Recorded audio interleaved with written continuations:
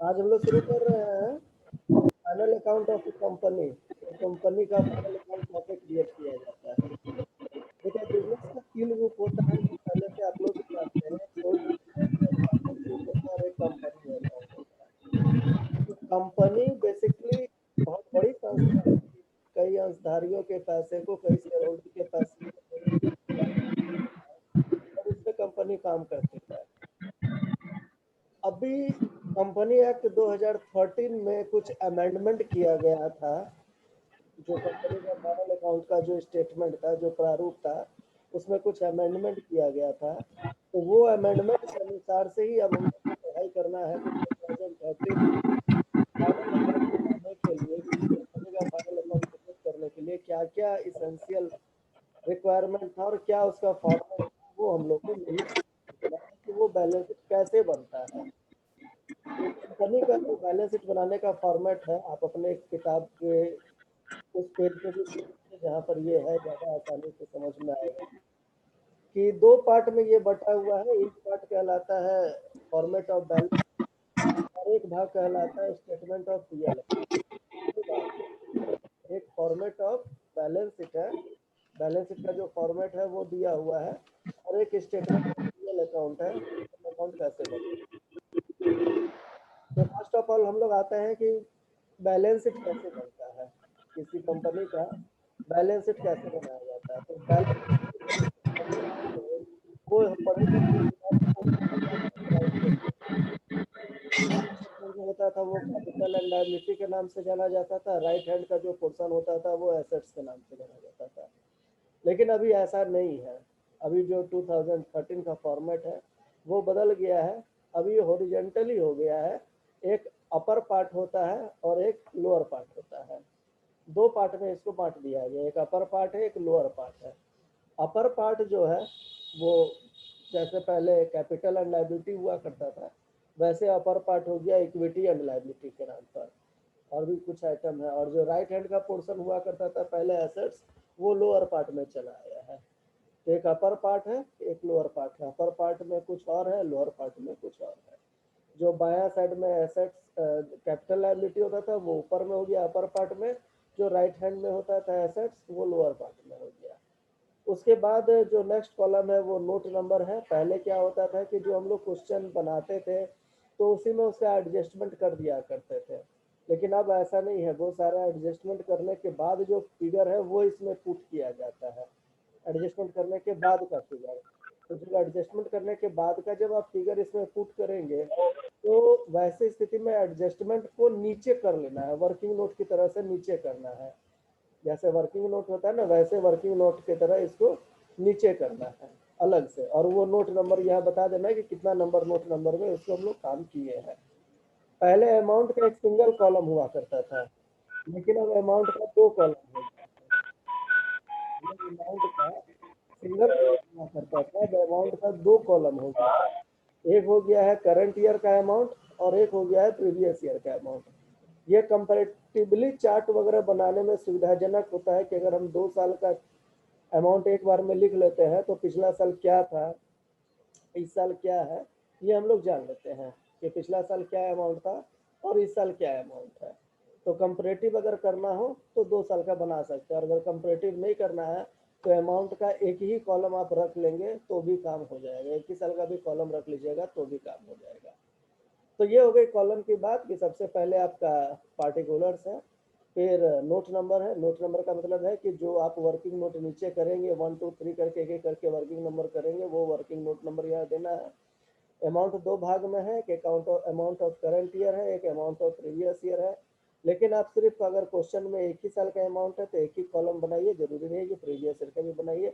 लेकिन अगर क्वेश्चन में फॉर्मेट खाली पूछता है कि बैलेंस शीट का फॉर्मेट कैसा होता है, तो फिर वैसे स्थिति में आपको दो कॉलम क्रिएट करना पड़ेगा। अब हम लोग आते हैं कि जो अपर पार्ट है वो equity and liability. First word है इक्विटी एंड लायबिलिटी। तो वो इक्विटी एंड लायबिलिटी में क्या क्या आता है। तो इक्विटी एंड लायबिलिटी में सबसे पहला चीज जो आता है उसका नाम है share holder fund. Equity and liability में जो फर्स्ट चीज आता है उसका नाम है share holder fund. Share holder fund के भी कुछ पार्ट्स हैं, वो डिवाइड किए गए हैं, वो तीन पार्ट में डिवाइड किए गए हैं। सबसे पहला पार्ट कहलाता है शेयर कैपिटल। दूसरा पार्ट कहलाता है रिजर्व एंड सरप्लस, तीसरा पार्ट कहलाता है money received against share warrant. ये तीनों को फिर हम लोग एक्सप्लेन करेंगे कि ये तीनों है क्या, तीनों का फिर अलग से एक्सप्लेनेशन होगा। 2 नंबर में आता है share application money pending allotment, ये भी हम लोग एक्सप्लेन करेंगे कि ये क्या है। 3 में आता है नॉन करंट लायबिलिटी, एक ऐसा लायबिलिटी जिसका लाइफ मोर देन 12 मंथ है। और उसके बाद आता है करंट लायबिलिटी, एक ऐसा लायबिलिटी जिसका लाइफ लेस देन 12 मंथ है। अगर 12 महीने से अधिक की लायबिलिटी है तो नॉन करंट लायबिलिटी हो गया, और 12 महीने से कम का अगर लायबिलिटी है तो वो करंट लायबिलिटी हो गया। और फिर ये लगभग अपर पार्ट का काम कंप्लीट हो गया। अब लोअर पार्ट में जब आप आते हैं तो लोअर पार्ट में जब आते हैं तो इसमें एसेट्स आता है। क्या आता है? एसेट्स। और एसेट्स जब आता है तो एसेट्स में दो भाग में एसेट्स हो जाता है, एक नॉन करंट एसेट्स हो जाता है और एक करंट एसेट्स हो जाता है। नॉन करंट एसेट्स वैसा एसेट्स है जिसका लाइफ जो है वो 12 महीने से अधिक का होता है, और करंट एसेट्स ऐसा होता है जिसका लाइफ 12 महीने से कम का होता है। तो ये ज़्यादा दिक्कत नहीं है, इसके बारे में बहुत कुछ आपको चर्चा किया गया है, पहले से भी आपको जानकारी है। अब हम लोग आते हैं एक एक करके कि वो जो कुछ चीज़ है इसमें नया चीज़ जो मिलेगा वो क्या मिलेगा। फर्स्ट ऑफ ऑल हम लोग आते हैं शेयर होल्डर फंड का शेयर कैपिटल पार्ट में, कि शेयर कैपिटल में क्या आता है। तो जहाँ तक आपको याद होगा कि एक कंपनी जब शेयर इशू करती है तो उसका शेयर कैपिटल जो होता है वो निम्न भागों में बट जाता है। सबसे पहला भाग कहलाता है ऑथराइज्ड शेयर कैपिटल। याद होगा कि अगर एक कंपनी जितने से अपने आप को रजिस्टर्ड कराती है, जितना शेयर से वो अपना रजिस्ट्रेशन कराती है, वो कहलाता है ऑथराइज या रजिस्टर्ड या नॉमिनल शेयर कैपिटल। सबसे पहला भाग यही आता है। शेयर कैपिटल का सबसे पहला भाग है ऑथराइज या रजिस्टर्ड या नॉमिनल शेयर कैपिटल। दूसरा भाग आता है इसमें से issued share capital.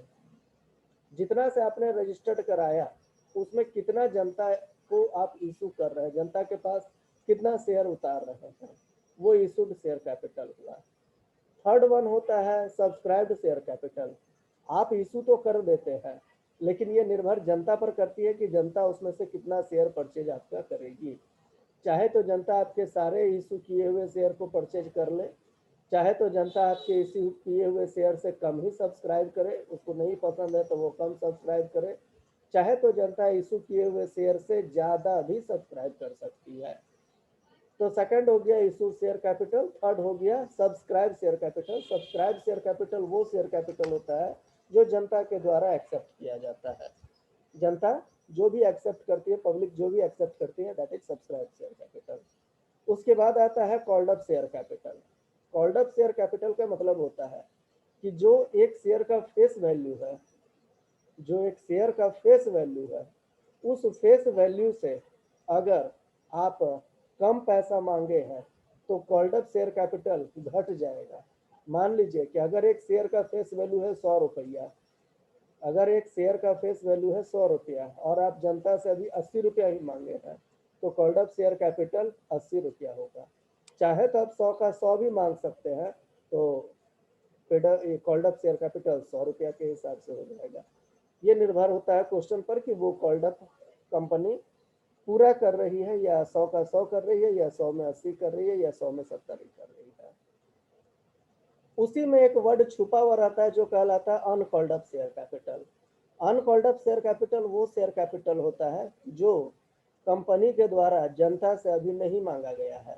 Company at A time सारा पैसा नहीं मांगती है, कंपनी एट ए टाइम कुछ कम भी पैसा मांग सकती है, तो उसको कहा जाता है अनकॉल्ड अप, वो छुपा हुआ रहता है।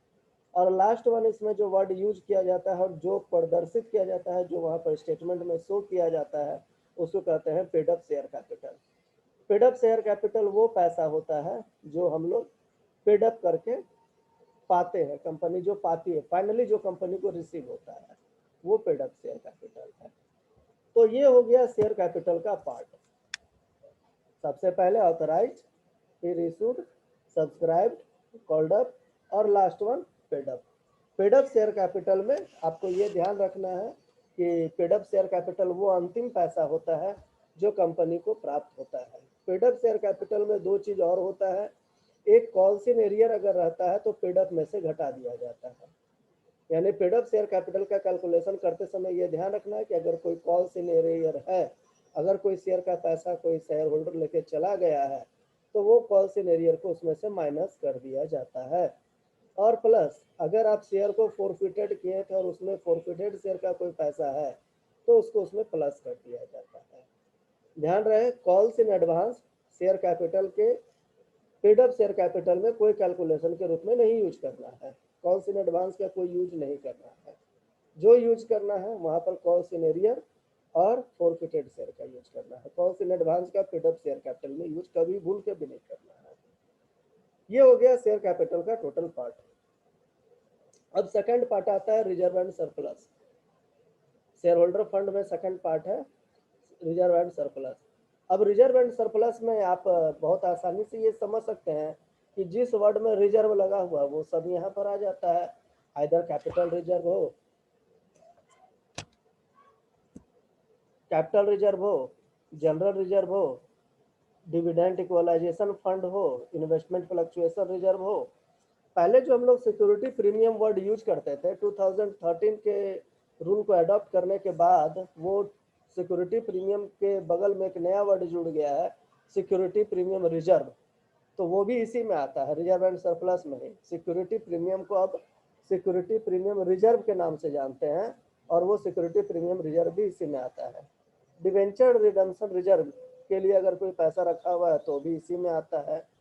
शेयर फॉरफिटेड अकाउंट का जो बैलेंस होता है वो भी इसी में आता है। तो कैपिटल रिडम्पशन रिजर्व जो पिछले बार हम लोग forfeit redemption of preference share capital में पढ़े थे, कैपिटल रिडम्पशन रिजर्व वो भी इसी में आता है। तो यानी जितना वर्ड में रिजर्व लिखा हुआ रहता है, general reserve, capital reserve, security premium reserve, other types का जो भी रिजर्व है वो सारा रिजर्व इसी में आता है। और इसमें पीएल अकाउंट का अगर कोई प्रॉफिट है तो वो भी इसी में आता है। पीएल अकाउंट से अगर कोई प्रॉफिट निकल के आया है तो भी इसी में आता है। ध्यान रहे, पीएल अकाउंट का लॉस इसमें नहीं आता है। पीएल अकाउंट का अगर प्रॉफिट है तो आएगा, पीएल अकाउंट का अगर लॉस है तो इसमें नहीं आएगा। शेयर कैपिटल का थर्ड जो पार्ट है वो कहलाता है money received against share warrant. Money received against share warrant. आपको एक बार बताया गया था, एक वर्ड होता है अंडर राइटिंग कमीशन। एक वर्ड होता है अंडर राइटिंग कमीशन। ये अंडरराइटिंग कमीशन होता क्या है कि कई बार कंपनियां जब नई नई कंपनियां शेयर इशू करना चाहती है, तो जब नई कंपनी शेयर इशू करना चाहती है तो उसके साथ ये प्रॉब्लम आता है कि नई कंपनी का शेयर अगर वो इशू करती है तो वो रिस्की रहता है। नए कंपनी का जो शेयर है वो इशू करना कई बार कंपनियों के लिए रिस्की रहता है कि पता नहीं जनता के बीच में उस कंपनी के शेयर का डिमांड होगा या डिमांड नहीं होगा। अगर डिमांड नहीं होगा तो फिर तो कंपनी मुश्किल में पड़ जाएगी, और डिमांड अगर है तो ठीक है, अच्छी बात है, डिमांड है तो बढ़िया बात है। ऐसी स्थिति में कंपनी क्या करती है, इस रिस्क से बचने के लिए एक अंडर राइटर का अपॉइंटमेंट करती है। अंडर राइटर का मतलब होता है अभिगोपक। अभिगोपक वो आदमी होता है जो किसी भी कंपनी के शेयर को बिचवाने का पूरा जिम्मा लेती है। वो ये कहती है कि हम चाहे तो आपकी शेयर को बिचवा तो देंगे ही, और अगर नहीं भी बिकता है तो वो शेयर को हम ही परचेज कर लेंगे और बदले में हम उसके लिए एक अलग से कमीशन लेंगे। That is called underwriting commission, अभिगोपक का कमीशन। वही चीज यहाँ पर शामिल किया जाता है कि money received against share warrant. यानी कि अगर आपको किसी अंडर राइटर के ब्रोकर के द्वारा अगर शेयर का पैसा मिला है, अगर किसी अंडर राइटर या ब्रोकर के द्वारा अगर आपको शेयर का पैसा मिला है और वो फुल पैसा नहीं मिला है तो ये आपके लिए अभी लाइबिलिटी है। ये आपके लिए अभी लाइबिलिटी है क्योंकि वो अंडर राइटर ने आपको पैसा दिया है, और लाइबिलिटी होने के चलते ये शेयर कैपिटल के लाइबिलिटी साइड में चला जाता है कि money received against share warrant. Warrant के रूप में ये पैसा आपको वो ब्रोकर के द्वारा प्राप्त हुआ है, ये आपकी लाइबिलिटी है। इसको अभी तक आप पूर्णतः शेयर कैपिटल में कन्वर्ट नहीं किए हैं। अभी तक इसको आप पूर्णतः शेयर कैपिटल में कन्वर्ट नहीं किए हैं, इसलिए ये एज ए लाइबिलिटी उसको माना जाता है। जब ये शेयर कैपिटल में कन्वर्ट हो जाता है तब ये फिर शेयर कैपिटल में चला जाएगा और यहाँ से money received against share warrant से हटा दिया जाएगा। चौथा चीज इसमें आता है पॉइंट नंबर 2, 1 2 3 तो हो गया, शेयर कैपिटल हो गया, रिजर्व सरप्लस हो गया, और सी में हो गया money received against share warrant. ये आपका टोटल शेयर कैपिटल 1 नंबर का पार्ट है। 2 नंबर में जो वर्ड आता है that is called share application money pending allotment. Share application money pending allotment. कई बार एक फिनेंशियल ईयर होता है, कई बार नहीं होता है, वो फिनेंशियल ईयर होता ही है जो 1 अप्रैल से शुरू होता है और 31 मार्च में जाके खत्म हो जाता है।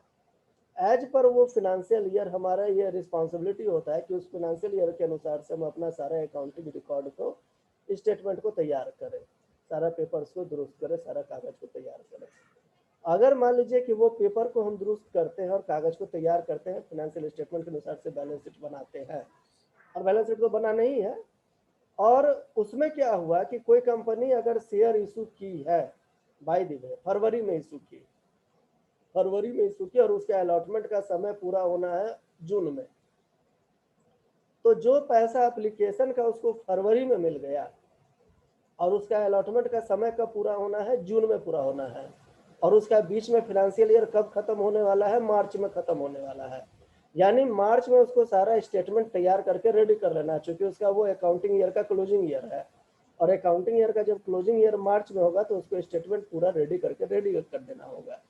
तो मार्च में अगर उसको अपना अकाउंट रेडी करना है और उसका पैसा अलॉटमेंट कब पूरा होने वाला है, जून में पूरा होने वाला है, और अभी क्या है फरवरी में वो एप्लीकेशन का पैसा ले लिया है, तो जब तक किसी भी शेयर होल्डर का पैसा अलॉटमेंट का पूरा नहीं मिलता है तब तक वो शेयर होल्डर के रूप में नहीं माना जाता है। जब तक अलॉटमेंट नहीं होगा वो शेयर होल्डर नहीं बनेगा।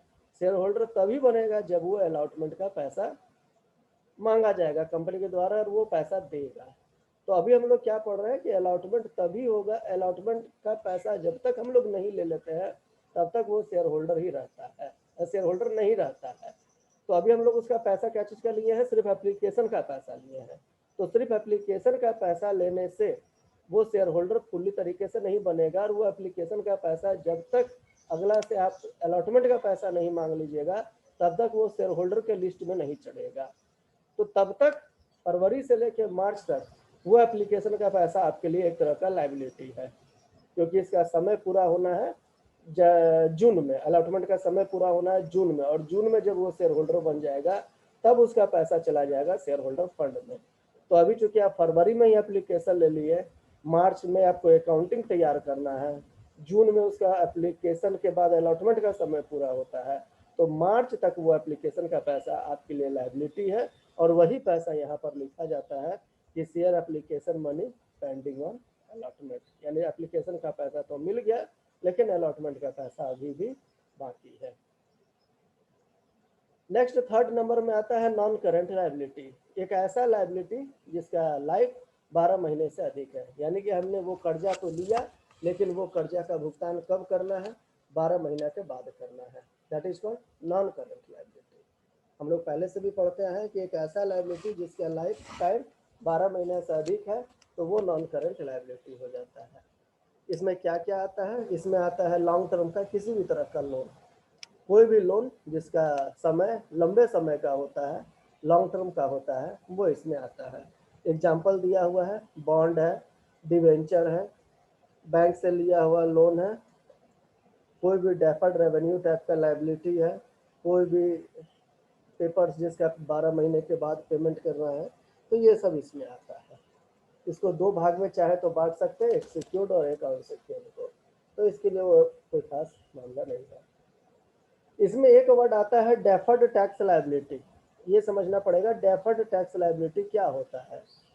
कहता है कि हम लोग के पास प्रॉब्लम क्या होता है, अकाउंटिंग ईयर का प्रॉब्लम आता है। यहाँ पर डेफर्ड टैक्स लायबिलिटी का जन्म होता है अकाउंटिंग ईयर के चलते।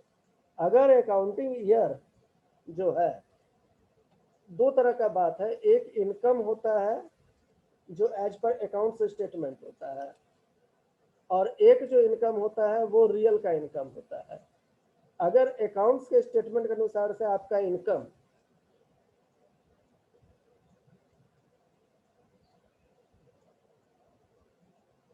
अगर अकाउंट्स के स्टेटमेंट्स के अनुसार से आपका इनकम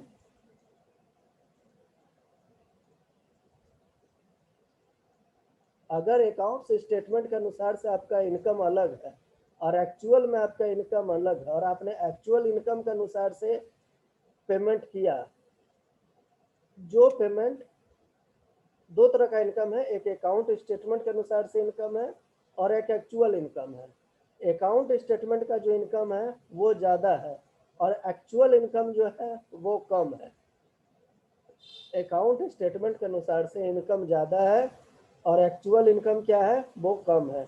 अगर एक्चुअल इनकम कम है और अकाउंट स्टेटमेंट के अनुसार से अगर इनकम ज़्यादा है तो सरकार को आपको ज़्यादा टैक्स देना पड़ेगा।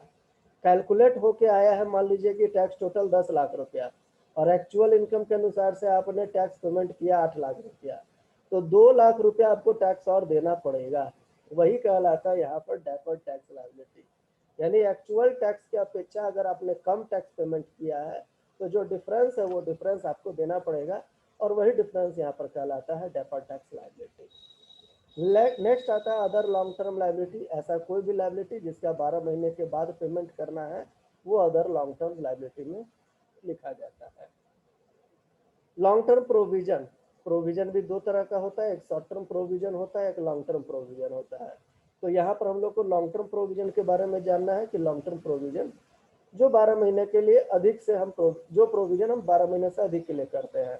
प्रोविजन फॉर टैक्सेशन कर सकते हैं, प्रोविजन फॉर डेप्रिसिएशन कर सकते हैं, provision for employee benefit expenses कर सकते हैं। ये सब प्रोविजन जो 12 महीने से अधिक का होता है वो इसमें आता है।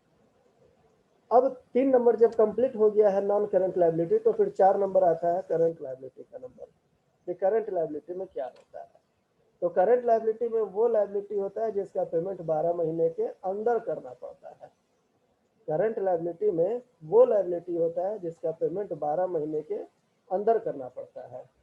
इसमें शॉर्ट टर्म बोरोइंग आता है, ट्रेड पेबल आता है, अदर करंट लायबिलिटी आता है और शॉर्ट टर्म प्रोविजन आता है। मोरलेस इसके बारे में आपको पहले से भी पता है कि इसमें क्या क्या आता है। तो ये सारा हो गया अपर पार्ट कंप्लीट कि कैपिटल एंड लायबिलिटी का जो पोर्शन पहले हम लोग पढ़ते थे जो अभी बन गया share holder equity and liability के नाम पर, वो इक्विटी लायबिलिटी का पोर्शन कंप्लीट हुआ। अब जो हम लोग राइट साइड में एसेट्स का पोर्शन पढ़ते थे वो एसेट्स अब बन गया है यहाँ पर लोअर पार्ट में एसेट्स के नाम पर। और यहाँ पर एसेट्स दो भाग में बटा हुआ है, एक नॉन करेंट एसेट्स और एक करंट एसेट्स है। नॉन करेंट एसेट्स एक ऐसा एसेट्स है, नॉन करेंट एसेट्स एक ऐसा एसेट्स है जिसका लाइफ 12 महीने से अधिक का होता है और करंट एसेट्स एक ऐसा एसेट्स है जिसका लाइफ 12 महीने से कम का होता है। तो हम लोग ये देख लेते हैं कि नॉन करंट एसेट्स में क्या क्या आता है। नॉन करंट एसेट्स में अगर सबसे पहला चीज आता है तो वो आता है फिक्स्ड एसेट्स, अस्थायी संपत्ति। और फिक्स्ड एसेट्स को भी अगर आप पार्ट बाय पार्ट देखेंगे तो फिक्स्ड एसेट्स भी 3 पार्ट में इसमें डाला हुआ है, एक टेंजिबल एसेट्स, एक इनटेंजिबल एसेट्स और एक capital work in progress. Tangible assets में वैसा एसेट्स आता है जिसका लाइफ, जिसको हम लोग देख सकते हैं, छू सकते हैं, आंखों से अपना बिल्कुल आंखों से देख सकते हैं। लैंड है, बिल्डिंग है, प्लांट है, मशीनरी है, व्हीकल है, फर्नीचर है, वगैरह वगैरह, ये टेंजिबल हो गया। और एक होता है इनटेंजिबल एसेट्स। इनटेंजिबल एसेट्स वैसा एसेट्स होता है जिसको हम अपनी आंखों से देख तो नहीं सकते हैं लेकिन सिर्फ महसूस कर सकते हैं कि ये एसेट्स मेरे पास है। फॉर एग्जाम्पल इसमें आता है आपका क्रेडिटर आता है, सॉरी क्या बोल रहे थे, इंटेंजिबल एसेट्स। इसमें ट्रेडमार्क आता है, कॉपीराइट आता है, गुडविल आता है, पेटेंट आता है, वगैरह वगैरह इसमें आता है। और लास्ट इसमें तीसरा नंबर में मतलब नॉन करंट एसेट्स का तीसरा नंबर में आता है कैपिटल वर्क इन प्रोग्रेस। यानी कि एक ऐसा काम जो अभी चल तो रहा है, मेरे एसेट्स के लिए वो काम चल रहा है लेकिन वो पूरा नहीं हो पाया है। कई बार कुछ मशीनरी, कुछ प्लांट, कुछ बिल्डिंग, कुछ कॉन्ट्रैक्ट चल रहे होते हैं लेकिन अपडेट नहीं हुए होते हैं, जिसके अकाउंटिंग रिकॉर्ड में फिक्स्ड एसेट्स में नाम नहीं आता है, तो वो इसमें आ जाता है कैपिटल वर्क इन प्रोग्रेस के नाम पर कि वो अभी पूरा तरीके से पूरा नहीं हो पाया है लेकिन वो पूरा एसेट्स नहीं बन पाया है।